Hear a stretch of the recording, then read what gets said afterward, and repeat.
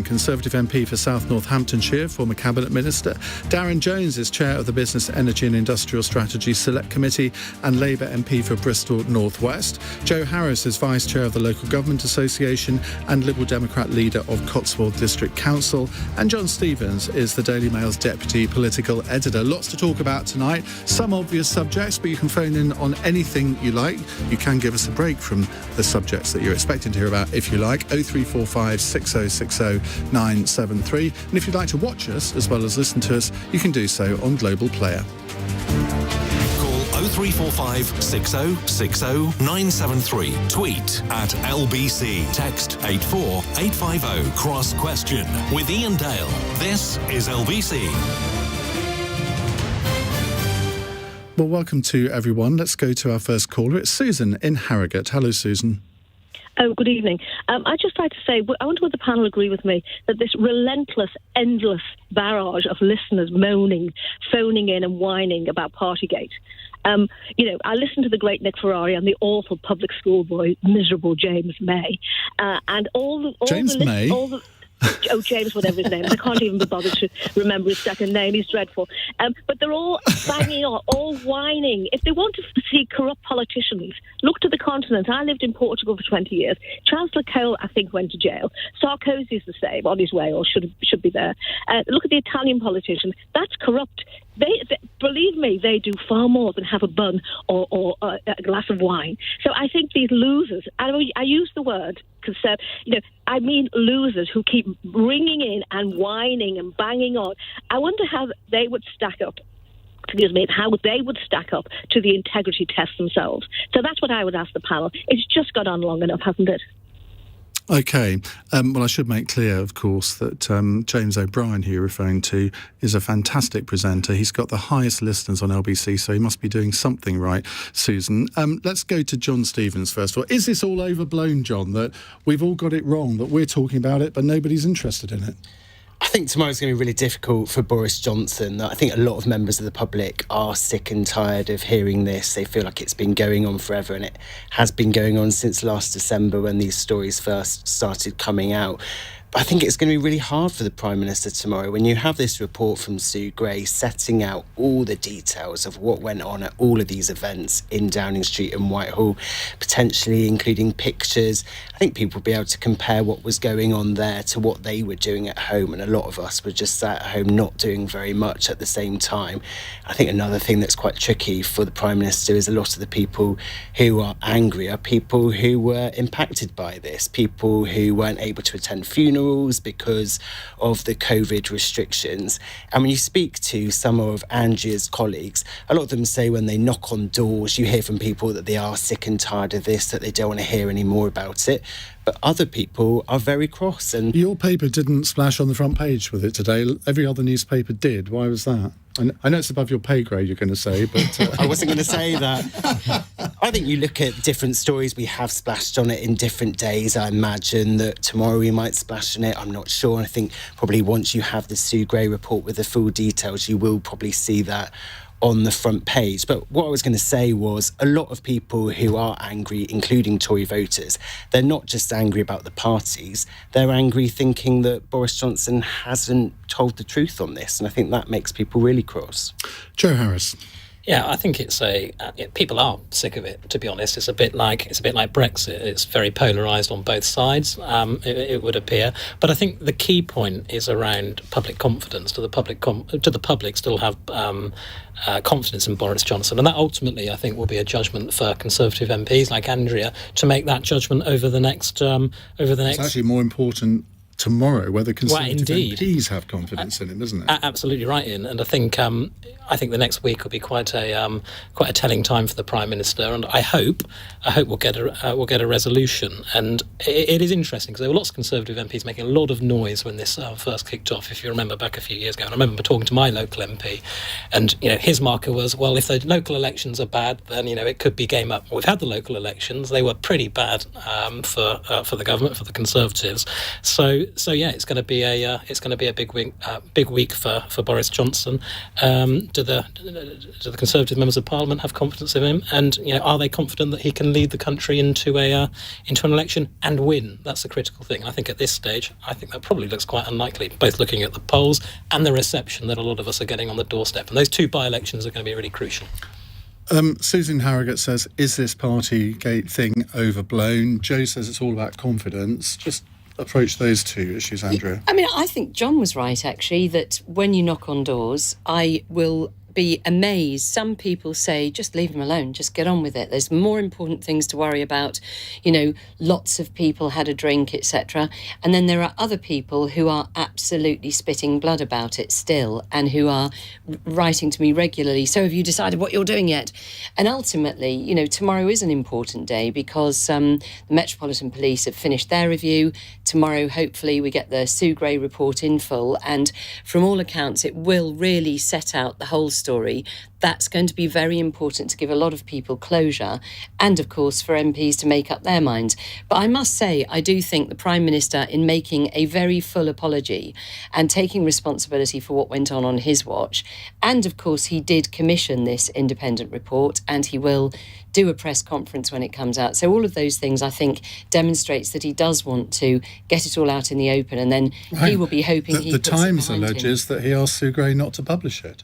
Well, no, I've obviously, as you would expect, I've done my digging beforehand, and that is simply not the case. There was a meeting, which was a procedural meeting arranged by their two offices to just discuss the procedure, but there was no discussion about the content of the report at all. So he definitively did not ask her not to publish it on the basis that everything is out there because of the Metropolitan Police inquiry. That is absolutely what I have been told, is that it was simply a procedural previously sort of planned to take place close to publication, just to go through the procedures for that, yes.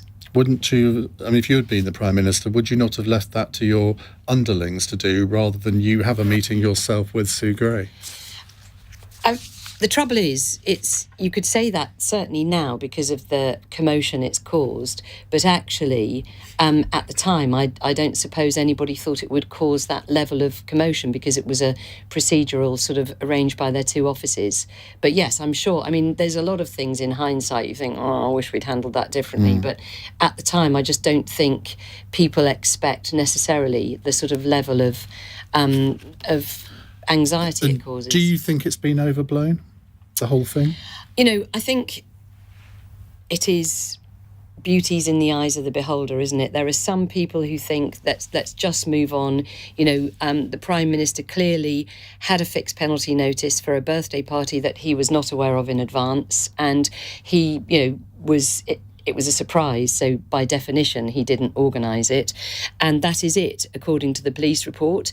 They've finished their review, and we'll see what Sue Gray says. So in that sense, I sincerely hope that tomorrow we can put it behind us and move on, because I do think there's an awful lot of things that people are absolutely highly concerned about, like the cost of living, for example, and I think those things aren't getting enough airtime and should be able to get more bandwidth in the media. Darren Jones. Look, there's an obvious frustration and anger amongst the public about the rule breaking and the behaviour. But I think the deeper anger and frustration is that it symbolises a government that's distracted from actually leading on the issues the British people want them to lead on and fix in the country. And this is now continuing on and on and on, whilst energy bills are going up, national insurance has gone up, cost of living has gone up. And people want a government that is competent and able to deal with those issues. And look, there's going to be 2 points of resolution. When the Sue Gray report comes out, there may be a point of resolution if Conservative MPs say, not in my name. This is an unacceptably poor quality of leadership. It is ruining the brand of the Conservative Party, undermining our Parliament and our country. Enough is enough. But if, as I suspect, there's not enough Conservative MPs brave enough to do that, the next point of resolution will be the next general election, and we'll see what the British people think. And, how much do you think that it will be a calculation as to whether they think he's still an electoral asset? Because, obviously the Labour Party and Conservative leadership rules are rather different. and the Conservatives can be quite ruthless with people who they don't think of as an electoral asset. But Boris Johnson was a great electoral asset in 2019. And the Labour Party, I think, has consistently underestimated Boris Johnson's appeal to some of their natural supporters. Given your constituency, I mean, I'm not sure how typical your constituency is, probably maybe not, but do you not think that most Conservative MPs will think, well, it'd be quite something to throw out an election winner without any guarantee that the successor would be as good at winning elections? Well, look, that's a decision for the Conservative Party, but a key part of the equation, I'll probably be in trouble for saying this, was Jeremy Corbyn. I mean, Jeremy Corbyn was repellent to lots of voters in the same way that Boris Johnson might have been appealing to others. And I think with Keir Starmer, we've got a much stronger Labour leader that the people can see as a credible Prime Minister. So I don't think Boris has got this magic wand where he can just persuade everybody to vote Conservative. I think the 2019 election gave him a bit of an easy ride, really, because of the decisions in my party. And look, if the Conservatives think they should change the leader, that's up to them. They can be ruthless, but they're actually quite slow if you look at the historical patterns about when they finally get through to getting rid of someone. I mean, Andrea will know better than me about the rules of the 22 committee, but if there's a vote of no confidence, Boris will probably win that, but they might say, well, within 6 months' time, you probably need to go and someone else needs to come in. So I think this will probably take 6-9 months, maybe a year for the Conservatives to sort themselves out, but the ultimate decision is for Conservative MPs. Do they support the Prime Minister's behaviour and what he's doing to the country, or do they not? That's their decision at this point. Oh, isn't that a fairly accurate No, I disagree on two key points with Darren. One is that Conservative MPs aren't brave, and the other is that Keir Starmer is electable and looks like a Prime Minister in waiting. Let's leave Keir Starmer Clearly out not of this the case. for the moment. But no, I mean, I just don't agree. I think Conservative MPs are looking very, very carefully at this. They will certainly be brave if they decide that they need to be brave. But, as I say, we're waiting for the Sue Gray report, and then we are hoping, obviously, that will enable us all to put Partygate to bed with full transparency and a full, unequivocal apology from the Prime Minister. Am I slightly detecting a less supportive role from you for Boris Johnson than you were last time you were here? I'm just trying to think the last time I was here. I mean, you were pretty rah at that point. No, I have consistently said I want to wait until the full report is out. And as you, probably the last time I was here, I would think the police report hadn't started, and it has dragged on as we knew it would. Nevertheless, the issue, of course, is that the police will do the report, they'll do a thorough job, which I think they have done, in their own time, and only then could Sue Gray's report come out. And that is now imminent. And, it's sort of like the night before Christmas. You've got to just wait. You can't just or the opposite of Christmas. Well, all the opposite, yeah. Whichever you want to be. But the thing is, you don't want to preempt what is going to happen. You just got to wait for that report to come out. Well, I won't ask you what I was going to ask you then, because I was going to say, what would it take in this report for you? Yeah, exactly. But, I mean, John, look, you've presumably been talking to a lot of Tory MPs today. I mean, Andrea, I always think of as sort of quite a good... I don't mean this in a bad way, but I think you're a little bit representative, I think, of the mainstream of the Conservative Party. I was going to call you a weather vane, but I don't. But that sounds a bit wrong. But you know what I mean? Is what Andrea said there representative of most other Conservative MPs, that they're just waiting to see, and they're not coming out and saying, yeah, I'm going to support Boris whatever happens, or there are one or two that would oppose him whatever the report says. But where's the mainstream of the Conservative Party? I think my inkling would be that tomorrow you see most Tory MPs say that they're fine with what Boris Johnson says and they want to move on. I think tomorrow's going to be a big day of apologies. You've got Boris Johnson, once the report comes out, is going to address Parliament, then he's going to do a press conference at some point in the afternoon and then have his regular audience with the Queen. So you'll probably see an apology to MPs, an apology to the public and an apology to the Queen. But my inkling, as I say, is I think Tory MPs will be like, let's just brush this under the carpet and move on. This is not the end of the story, is it? There's another inquiry within Parliament. It's not, but I think on the reverse to that, I don't think it would take too much for Tory MPs to suddenly start freaking out. If their inboxes start filling up with emails again, like they did after the Dom Cummings row, and they start to worry about, hang on a minute, is this just going to keep going on and on? Am I going to lose my seat in the next election? I think that will cause some of them to rethink. John says, what you people don't seem to understand is that breaking the rules wasn't the worst crime in the world, but he lied and we don't trust him. Trust him to lead our country. 0345 6060 973 if you'd like to put a question to our panel on this or any other subject. It's 17 minutes past 8. This is LBC.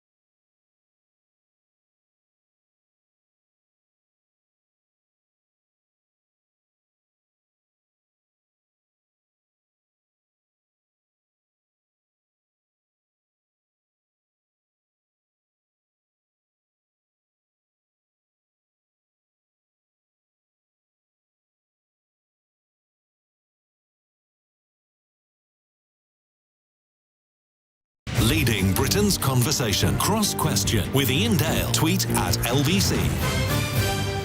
19 minutes past 8 on LBC. Andrea Leadsom is here. Darren Jones, Labour MP for Bristol North West. Joe Harris, Vice Chair of the Local Government Association for the Liberal Democrats. And John Stevens, Daily Mail Deputy Political Editor.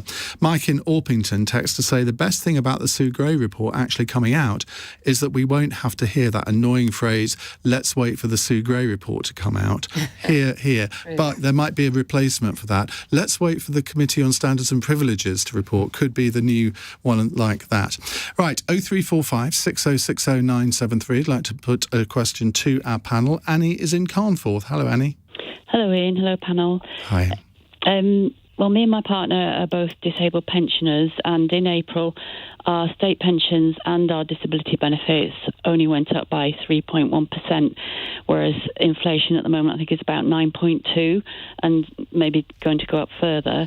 I wanted to ask the panel, do they think that both the state pension and all benefits should go up in line with inflation? Because it's a huge cut, really, a real terms huge cut for our income. Andrea Leadsom, we've supposedly got this big announcement on Thursday on cost of living. Do you think any suggestion there should be included in what the government will announce? I mean, I absolutely understand the difficulties that pensioners are having, and have many people in my constituency who come and see me at my surgery to talk about their own cost of living issues. So I'm incredibly sympathetic to that. And, the Chancellor has said that he will respond as the situation progresses. And obviously, big part of the cost of living crisis is the big rise in gas prices. But we're now coming into the summer period where there is a little bit of time when we're switching the heating off and we don't need electric lights all day long. So there is a little bit of time, and I know the Chancellor wants to make sure he's got the right package to support people going into the winter. So, I understand he's working flat out in the Treasury to look at the right combination of benefits and support. But they are going to make a big announcement on Thursday, we understand. Yeah, and it may well be that ends up being, more than one announcement tackling different issues. I mean, this is quite multifaceted, and I think the interesting point about it is that it is all international inflation. It's not homegrown inflation. So for me, as a fiscal conservative, I would like to see tax cuts, enabling people to keep more of their money in their pockets, because that helps them to deal with the cost of living issues rather than seeking big pay rises, which then sparks homegrown inflation, which is much harder to resolve.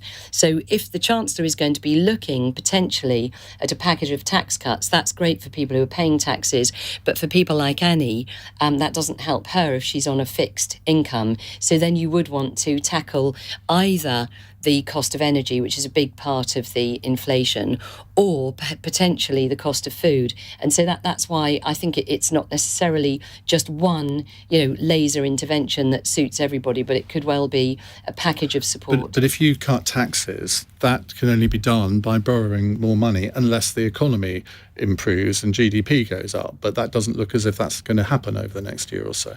Well, that isn't necessarily so. A bit like during COVID, the general view was that we would have mass unemployment and that our economy would take something like a 12% drop peak to trough. In the end, that didn't happen. Why? Because in effect, the Chancellor put the economy into sort of deep freeze. So by paying people's incomes so that they could carry on, living, and at the same time, businesses didn't have to pay for them or get rid of them. So it actually enabled the economy to come out of that deep freeze actually in very good shape. And now what we're seeing is more people on payrolls than there were even before COVID struck. So I actually do think that there are measures that the Chancellor can take that will encourage more spending and more people able to cope with the cost of living, which I certainly hope and believe is quite temporary by virtue of it being international gas and oil prices and also international food supply chain issues as a result of the COVID pandemic breaking supply chains. Darren Jones, let's look at pensions in particular. When the government announced they were breaking the pensions triple lock, no one ever thought that inflation would get up to the levels that it's got to. So did you understand that decision at the time? But now, with inflation at 9.1%, would you want to reverse it? Well, I think actually Andrew's right that energy bills has been one of the main drivers of inflation in the country and increasing cost. And actually inflation isn't comparable between countries because other countries have different energy systems or state-owned companies, for example, in France, where they've been able to take the hit on general taxation or they've got hydropower or whatever it might be. The government says they will expand the warm homes discount, which will apply to pensioners on fixed incomes. But they're only expanding it to 3 million households, whereas Ofgem today told me in my committee they expect fuel-poor households to reach 12 million. So there's something that's actually much more simple the government could do, which is expand the warm homes discount to all homes who are in fuel poverty, which invariably will include a high number of pensioners on fixed incomes to help with their energy bill. But how do you identify those? Well, you can do the warm homes discount allocated based on a number of factors, based on earnings or universal credit. There's an automatic assessment about the energy efficiency of your home and so on and so forth. So it can be done and it can be expanded, but of course the Chancellor would have to pay for it. Now, Andrea and I agree on tax cuts. But the difference, I think, is that when Labour forced a vote to stop Rishi Sunak increasing national insurance, the Conservatives didn't support us in cancelling that tax cut. No, that is a completely different issue, as you well know. It's a tax rise. No, it absolutely is, and it is focused on the better off, which Labour should support, but somehow don't. And the point about it is that it's to cover the cost of the huge backlog of procedures and operations in our NHS as a direct result of COVID. Loads of people on waiting lists. You must have loads of constituents writing to you. But secondly, really importantly, is to deal with the massive ongoing problem of adult social care, which is looking after older people in their own homes, enabling them to be safe and secure. So it is absolutely vital that is tackled. And it's very much targeted at the better off. And at the same time, what the Chancellor can do is to cut taxes, basic rate of tax, for everybody else. That's what I would really like to see him do. Let's see the Chancellor bring it forward. I actually don't think that money has gone to social care yet, according to... No, because as you know, it is, to begin with, it is going to cover the huge backlog of NHS operations and procedures. And then in, I think, 18 months, 2 years' time, it will then be used to fund the new social care Still scheme. Conservative which tax will be rises. Hugely welcome. It will be hugely welcome. Let me ask you about the second vote. We forced a vote on you guys cancelling the universal credit, the universal credit uplift of £20. We said that should stay because of the cost of living crisis. We forced a vote in Parliament. No. That absolutely is not right. The timing is not correct, and you know that, Darren. The cost of living issue was significantly after that. The universal credit, wouldn't it? No, the universal credit uplift was to deal with COVID. COVID ended, and it is right that the universal credit uplift ended. But at the same time, what the government did was to change the taper to enable people to work more hours in a week and keep more of their earnings. So it actually helped those who are working. And actually, it was an incentive because of the fact that we have many jobs. We now actually, for the first time in however many years, many years, we have more people, we have more jobs than we have people looking for work. And that is something to celebrate. So you actually want to encourage people to be in work, and universal credit supports that and helps them to manage their budgets. I don't want anyone to forget that Joe and John are still with us. So let's go to Joe Harris on this. What do you think of what Annie was saying about bringing pensions in line with inflation? Yeah, really interesting suggestion. I think what we need to try and do, the cost of living crisis is being felt by everybody. It's being felt by pensioners, it's being felt by young people in my area where, house prices are, I think something like 10, 15 times the average salary. So what I want the government to do is look at those measures that can try and help everybody, those progressive measures. So we've heard about windfall taxes, haven't we? And who knows, maybe the Chancellor's going to announce something on Thursday. Looks like the opposition to that might be softening. But I also think Sir Ed Davey announced that actually a cut to VAT, a temporary cut to VAT from 20% to 17.5 could be a way of saving families around £600 a year. It's cash back in the pockets of people that that really need the money. I think the point that I'd make, and I see it every day in my own community and the council that I lead, is that after 10, 15 years now really of austerity, the infrastructure to help support people in which your party hardship. Supported, we should remind people back in the coalition. That's a fair challenge, but a lot of the support, like the Citizens Advice Bureau, other organisations like that help provide financial assistance and that sort of thing. A lot of the grant funding for those that councils used to give them has dried up because we've seen cuts to council budgets over the last decade or so. So I think we need to try and find solutions that can try and help everybody, because we're all in this cost of living crisis. So I think a windfall tax and a cut to VAT could be a good short-term measure. And the cuts to council budgets, you're absolutely right, have happened. But I think I'm right in saying that throughout the coalition years, it was a Liberal Democrat who was the local government minister imposing these cuts. So it's a bit rich to criticise now, isn't it? Yeah, but to be fair to the coalition, cash was given to councils to help freeze council tax. So there were measures there. But you're right. I'm not going to sit here and say under the coalition everything was rosy and things were great for local councils, because they weren't. But there were, I think to stick up for the Lib Dems in government, there were measures in place to help support councils. We need long-term funding settlement for local government, which has been delayed because of Partygate and Brexit and all of these issues. So can we get back to governing? Well, there's actually good news coming on this. Every day, Number 10 does a lobby briefing for journalists in Parliament.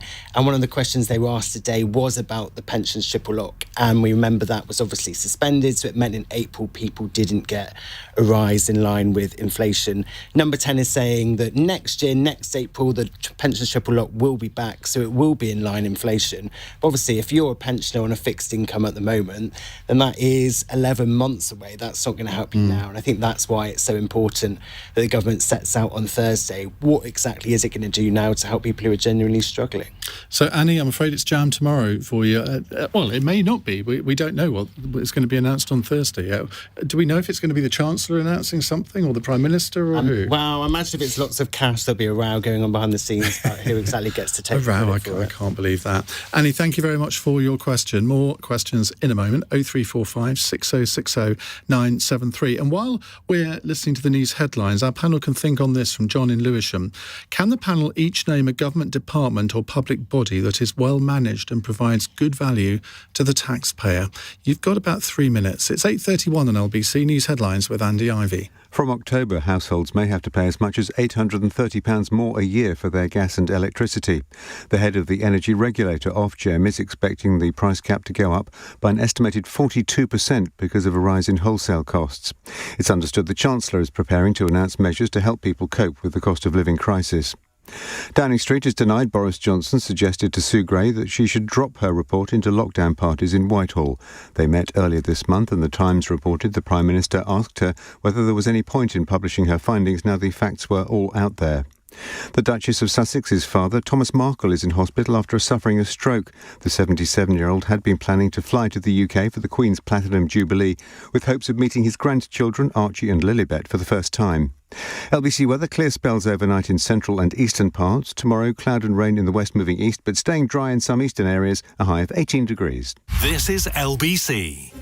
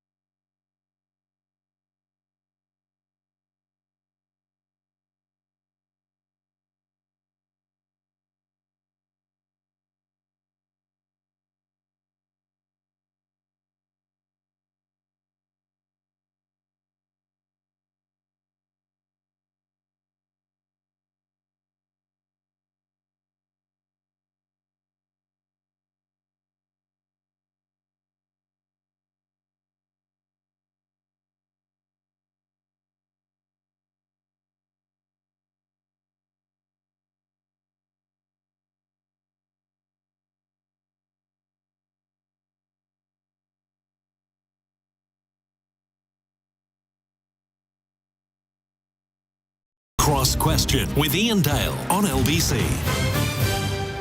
8:35 on LBC. Andrea Leadsom, Darren Jones, Joe Harris and John Stevens with me answering your questions.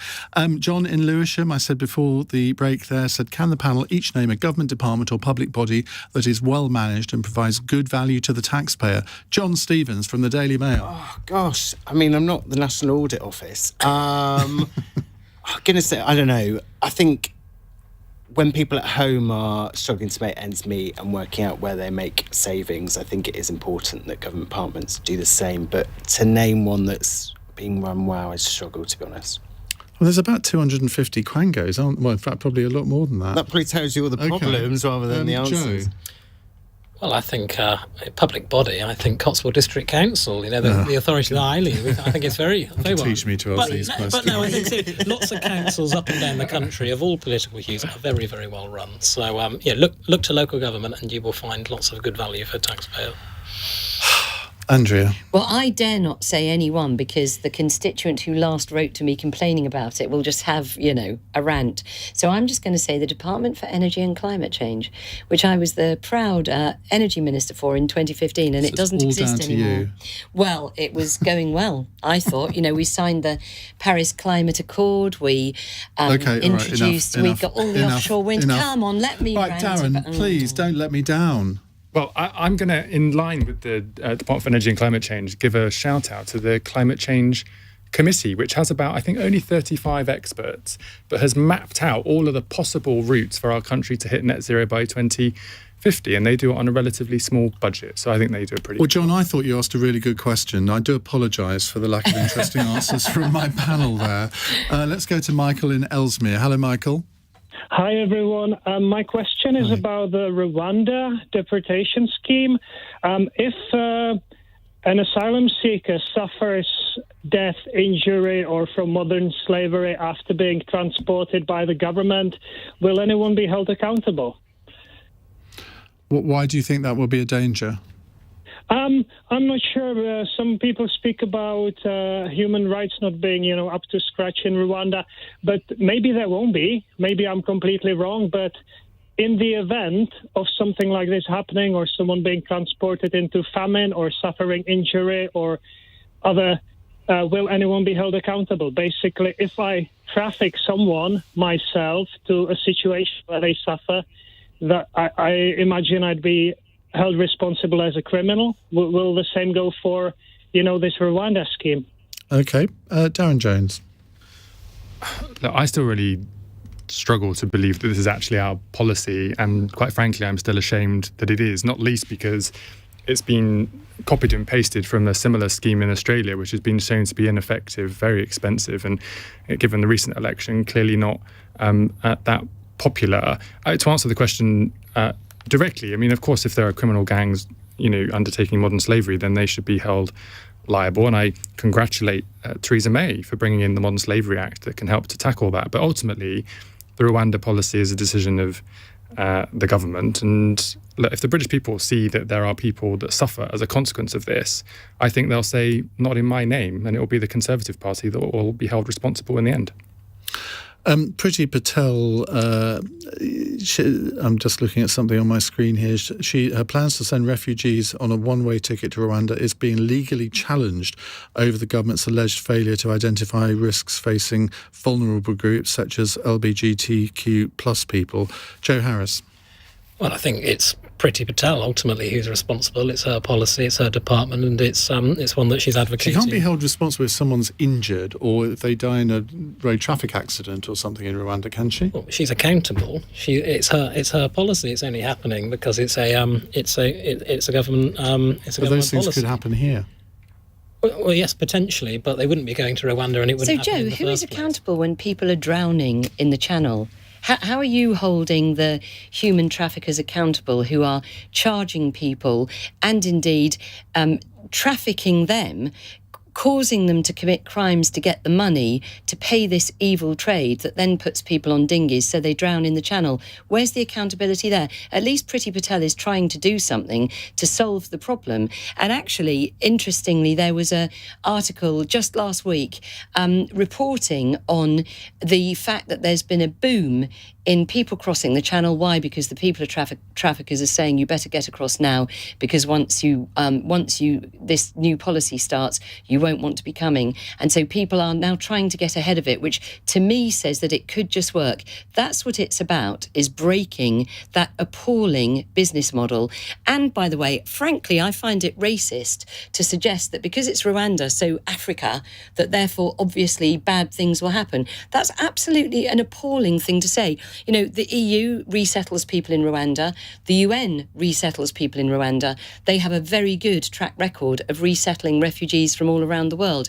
And it is simply unacceptable to suggest that because it's Africa, it's therefore unacceptable and will lose us a general election. I don't think Joe has suggested that, to be fair. Well, listen, all of us agree that, human trafficking is an appalling crime. It's awful. I think, is sending people to Rwanda the answer, though? I don't think it is. I think it's working with our colleagues in France and indeed with the European Union and the European Commission. The government states we want a proactive relationship. This is one of those areas where we need to get around. We have been for a long time, and it hasn't worked. I appreciate that, but it has got worse. People in the. So is it not worth trying something? I mean, like this, which on the face of it might seem a bit of an obvious. Darren touched on it. Are we going to be getting good value? Are we going to be getting good value for money? And is it going to work? That's the key question. And you mentioned Australia. Well, actually, the evidence points to it's not that effective. It didn't have a. Well, their massive scheme effect. was different, and it actually did. It actually did work. Okay. Well, listen, we'll see. Going back to the question, who's ultimately accountable? I think it's Priti Patel. It's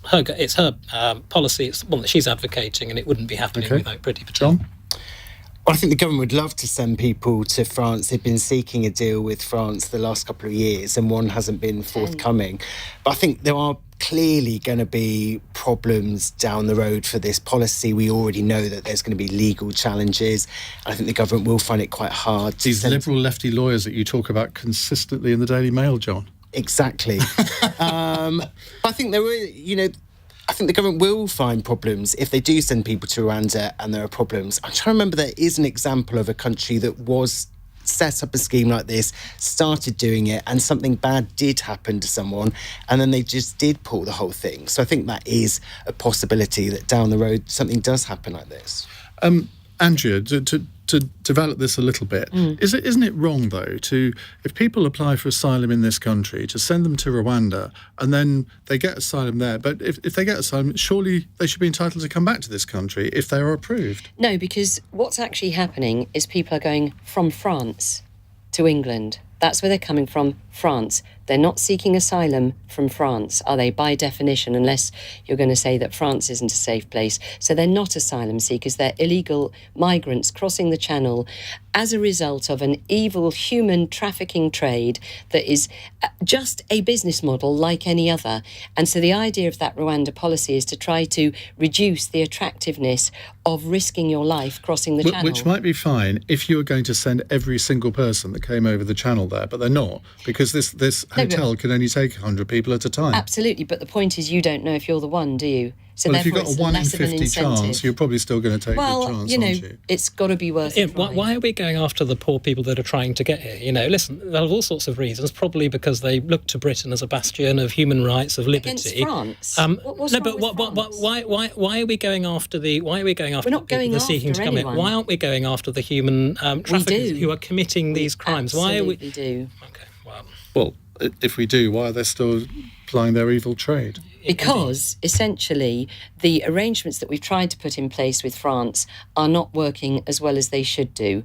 And that is the fundamental problem. France could put a stop to this by not allowing people, and when they do stop boats, by taking away the boats and arresting the gang leaders. But what's the incentive for France here? Because you could argue that, actually, they'd be quite happy to sort of see them all go, because then they're our problem, not theirs. So you have to give France an incentive to do something, do you not? Well, the UK pays France to deal with this issue, because obviously on French soil that's what they need to do. We also send over UK Border Patrol to support them in that, and it simply doesn't work. So, I mean, that is, in my view, that is the ideal scenario, is where it's stopped on the French side. But you do have to ask yourself why people are trying to migrate illegally on deathly little boats across the Channel, which is incredibly dangerous, to escape from France. Well, because they might have relatives here, they speak English, they would find it maybe easier to get a job here because our unemployment rate is much lower than France. There are all sorts of reasons that people would want to do that. At the margin. But so you would risk your life, would you, to go somewhere, to go from France to England just because you've got a mate there, or because what? Because you I can't put myself in that. I can't put myself in that position. It makes no sense. It is this evil trade. It's this business model model that says you've got to go there, the streets are paved with gold, it's going to be brilliant. And then, of course, the reality is people get here and they are well treated, but they're in detention centres. They can't work. And actually, the sheer volume of processing is incredibly difficult because, as we know, 75-80% of them are young men, often pretending to be children. They've thrown their papers overboard, and it becomes very, very difficult to ever establish their identities. And then that becomes a security issue. So, I mean, it's a disastrous scenario that Pretty is bravely, I think, trying to find a solution to. Right, we are going to move on in just a second. We've got a question on the Select Committee report into what happened in Afghanistan last summer coming up in a moment. It's 8:46. LBC, Nick Ferrari at breakfast. Transport Secretary Grant Shapps. Did Boris Johnson intentionally mislead MPs when he said all rules were followed at that event on the 13th of November 2020? It makes me angry to see pictures. So to whom is your anger directed? Mr Johnson? The Downing Street operation was a letdown. The Prime Minister has apologised. He agrees. He's responsible for it, isn't he, Mr Shapps? The actual running of Number 10 doesn't actually operate quite like that. But you are angry at Mr Johnson, then, for attending this event? The Prime Minister has already said he's disappointed in himself for what happened over that period of time. Nick Ferrari at breakfast. Back tomorrow morning from 7. Listen on your radio and on Global Player. LBC.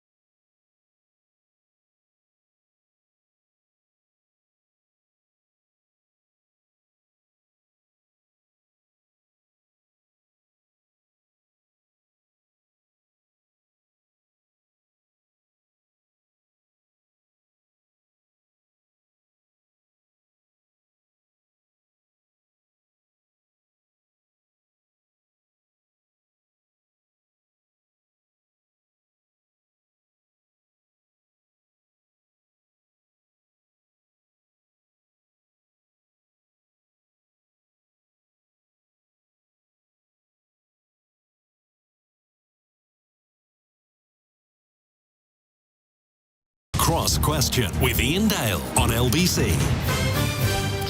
It's 8:49 on LBC. You're listening to or watching Cross Question. Andrea Leadsom, Darren Jones, Joe Harris and John Stevens with me taking your calls and indeed texts. We have one from Julia in Stroud who says, should the head of the Foreign Office resign over the chaotic Afghan withdrawal as the Foreign Affairs Select Committee suggests?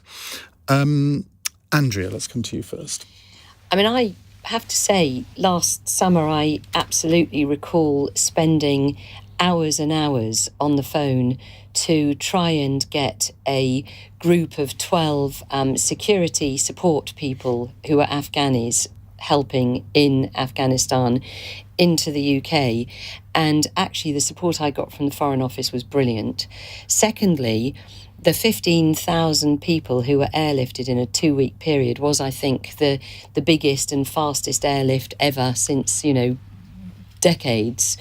And obviously since then, we've also, since that airlift and since the sort of departure of US and UK troops from Afghanistan, I gather there's been around another 4,000 Afghanis who've been brought to the UK. So, I mean, I can only say as I find, I thought that it was a really determined effort. However, I did think it was appalling, the intelligence failure that led to the US believing that the Afghani government would sort of resist and that the Afghani army would be able to defend.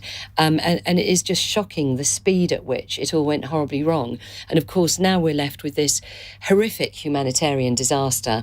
The UK is providing, I think, something in the region of just under £300 million and is hosting a conference to try and ensure that we're helping as much as we can with this appalling goings on in Afghanistan. But I don't really, to be honest, I mean, I'm not an Afghan expert by any means, but I don't recognise what the Select Committee have said. Darren? I mean, look, I chair a Select Committee, so I see a lot of Select Committee reports, and this is probably the most damning Select Committee report that I've ever seen. And it's a unanimous report agreed by all members on a cross-party basis. Normally, the cross-party basis of Select Committees means they become less sharp, but this is concluded that the Select Committee has no confidence in the then Foreign Secretary Dominic Raab and the Permanent Secretary, which I can't remember the last time a Select Committee concluded that. And Select Committee work is based on evidence.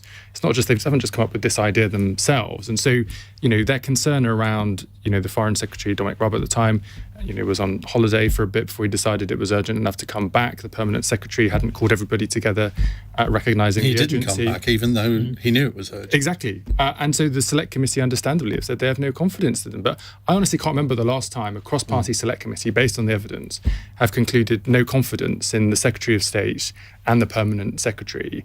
I mean, and so I can only conclude that the questioner is right in the implication that there should be consequences for that. David Lammy was talking to Andrew Marr earlier, and he said that he wasn't willing to condemn the Permanent Secretary because he was a civil servant, but the Select Committee have. I mean, they essentially have called on him to resign. Now, Dominic Raab, of course, is no longer in that job. He's now Justice Secretary. Do you think that given what you've seen in this committee report, that Sir Philip Barton should resign? Well, look, they wouldn't have come to that conclusion lightly. They would have had to have taken advice on it, understood parliamentary protocol and precedent, and they still came to that conclusion. Now, look, I wasn't in all of those evidence sessions, but I take the weight of a Select Committee report seriously, and if that's their conclusion, then there must be merit to it. John? The Select Committee report, as Darren says, was absolutely damning. It said that the evacuation from Afghanistan was a disaster and it was a betrayal. I think we have to remember the people whose lives were left at risk because of that. They were people who had served the British Army in Afghanistan as interpreters and done other work for the British Embassy in Afghanistan, and that's the reason why they were at risk from the Taliban. And in the months leading up to Kabul falling, instead of doing proper planning and preparation, speaking to neighbouring countries, making sure those people had routes out, Dominic Raab did none of that as Foreign Secretary in the months leading up to it. I think the 8 months until Kabul fell to the Taliban, he made one phone call to a neighbouring country to discuss that. I think that is shameful and I think that is wrong. And you look at the response afterwards. I mean, at least Dominic Raab eventually did come back from his holiday in Crete. Sir Philip Barton stayed away for 11 days while young officials working in the Foreign Office struggled to be able to prioritise people for those flights. Yet it was amazing that we did manage to bring so many people home, but there wasn't a proper prioritisation. So those people who are most at risk managed to get those people on those flights. And I struggle to see how Liz Truss, who comes across as someone who's no nonsense, doesn't take any rubbish, is still allowing him to be the senior civil servant in her department. Who would, I mean, I don't know the system here. Would it be Liz Truss who said, sorry, you've got to go? I mean, who decides when the Permanent Secretary of a department has got to quit? Well, I mean, that, in the past, it would always be a discussion with number 10 and the Cabinet Secretary and so on under those circumstances. But again, I just don't agree with John that I don't think that's quite right. It wouldn't be, in my view, the Permanent Secretary who's deciding on the prioritisation. What it was, because I was literally trying to extract these dozen people, and it was a case of who can get to the airport for a particular, I mean, flights were coming back. It was a case of trying to get people so that every seat was used, and some people were unable to access the airport because there were roadblocks, they couldn't get through them. But your experience, I don't think, is typical of MPs. I've spoken to many MPs from all parties who did not have the good experience that you had. They could not get through to the emails went up, and we know that the emails went unanswered. I think it's in the report as well. So I'm not sure how typical your experience was, Andrea. Joe? Yeah, I mean, I skimmed over it earlier today, and it's just picking out some of the sort of language used in the report and some of those phrases. Mismanagement of the evacuation likely cost hundreds of people the chance to leave Afghanistan and as a result their lives. Sir Philip Barton didn't return from leave until after the civilian evacuation. It's difficult to understand and impossible to excuse. It's damning stuff, and it highlights a failure of leadership, yes, both from Sir Philip Barton, but also from Boris Johnson, the Prime Minister, and Dominic Raab, who weren't in the country. I think the other point that I'd make is actually, again, being in local government, we're seeing the shambles continue. We've still got nearly 10,000 Afghan refugees in temporary accommodation across the UK. A lot of these people served alongside our troops, and the MOD themselves have 8,700 homes empty across the UK. That's about 18% of their housing stock. We did a Freedom of Information request recently. So, we have to get a grip with the issue that we've got at the minute as well, because it continues to rumble on. How many Afghans have you got in your area? So we are in Gloucestershire. I can't remember the figure, but I can't remember the figure off the top of my head. But it is it's a considerable number based on the population of our area. I mean, with the Ukrainian refugees, they are being allowed to work, and you think, well, what if they can? Surely the Afghans could as well. Yeah, absolutely right. So we need. I hope Afghans aren't being prevented from working. They are. They're being prevented from. I mean, in my constituency, we have a class full of Afghan students, and parents with teaching qualifications, Afghan parents, are being brought in to help teach them, to sort of act as translators and interpret the lessons for them. I don't think that if you're an Afghan refugee, until you've been processed, I don't think you can get a job in the sense that in the same way that Ukrainians We've got can. thousands in temporary hotel accommodation, and it was similar with the Syrian scheme. So 2 examples, Syria and Afghanistan, that I hope the government have learnt the lesson with the Ukraine. They can learn lessons with respect to the Ukraine scheme, but we have to get it sorted. Well, I think there have been significant improvements with the Ukraine scheme. I mean, in my area, there's lots of families who are hosting Ukrainians, including myself, and they're absolutely able to access school, work, driving, all of the normal day-to-day living that you would expect. So whether that's as a direct result of the experience of the Afghans, I don't know, but it's certainly a good experience for Ukrainians. Which reminds me, we need to get the Minister for Refugees back on the programme, because he came on a few weeks ago and promised to come back, and he hasn't yet. Seeing him on Friday. Are you? Put in a word. Thank you very much. Right, final fun question at the end. You'll all be relieved to know. From Tom in Borough. A man in Leicestershire climbed into a sewer after seeing a duckling fall down a manhole. Which animal would you save from down the drain? I have actually got the pictures in front of me, which you can all see, but obviously people at home can't. John Stevens, which animal would you save from down a drain? Well, the easy answer. Would you fit in a drain? Oh, thanks. Oh, I wasn't expecting that. I mean, the easy answer. Drain, John. The easy answer would be my dog, who is a completely nuisance of a dog, very naughty, does get into those sort of scrapes, so I can easily imagine chasing a fox or something and ending up down a drain. What make of dog? He's a Patterdale Terrier. All terriers are naughty. Joe? Well, actually, I've got first-hand experience, because in our village, a deer actually got half stuck in a drain. So deer? Yeah, a deer. Must be a very big drain. We're in the countryside. Yeah, it's sort of a big thing on the side of the road. So, the community rallied together and we saved the deer. Wasn't expecting that. Andrea? Very good. Well, I can't match that. I'd have to say a human. I can't think of an animal that I would save from a drain. I don't have a pet. But Are you not an animal person? Well, no, I actually am an animal person, but I do think you need a connection with an animal. I'm not sure I'd go down a sewer for a duck. I think that is above and beyond. I would for a human. I'm quite a human person in that regard. That's a relief. See, I'm more likely to go down for an animal than a human. Darren. That's weird. I think the duck looks quite cute, so I'd probably be minded to support the efforts of that gentleman there in Leicestershire. Although I should probably say, not to be too nanny state about it, but you should look out for your own health and safety if you're jumping down a drain hole. Good point. And obviously, is he rescuing the duck? Not sure you've entered into the spirit of the question there, Darren, if I may say so. Thank you very much indeed for joining us, all of you. Andrea Leadsom, Darren Jones, Joe Harris and John Stevens. We'll have another cross question for you tomorrow. Now, in the next hour, we are going to return to the subject of that Select Committee report on Afghanistan. What should be the consequences of the failures that the Select Committee has identified? 0345 6060 973. You're listening to LBC. It's 1 minute past 9. On your radio, on Global Player, and Play LBC. leading Britain's conversation. This is LBC.